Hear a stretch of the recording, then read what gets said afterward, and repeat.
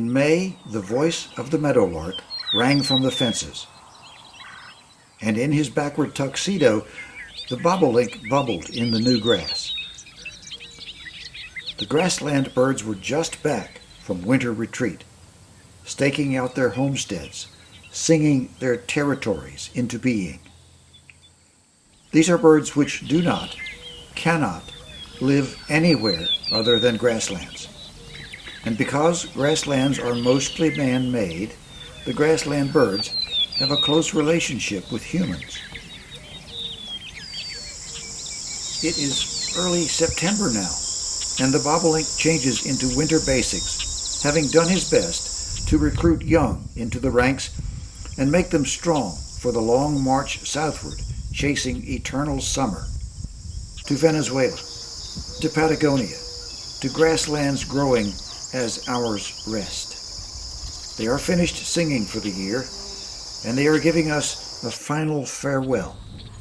Some of the grassland birds organize into social units we call cohorts, groups whose members breed together, migrate together, winter together, and know one another as individuals. That's why we don't see one Dickcissel or one patrolling male bobolink. We see them in tight communities in the grasslands of their choice. Research on bobolinks in Vermont has shown that a breeding cohort requires not less than 60 acres of contiguous grassland to raise a single brood. The FeatherFlix headquarters is in the legacy grasslands of the Shenandoah Valley, where the grasses once tickled the bellies of the bison and feed cattle today. Friends of FeatherFlix, focus attention on the grassland birds, and this has been a good year. A cohort of Dickcissels bred here for the first time since 2014. Dickcissels come east of the Allegheny Mountains if their core breeding range in the western grasslands is stressed by drought and fire. Dickcissels might be among the birds most affected by climate change. Cohorts of breeding bobolinks are reliable in much of the east. Eastern meadowlarks stay in the middle Atlantic region even through winter, although we don't yet know if breeding individuals also winter with us.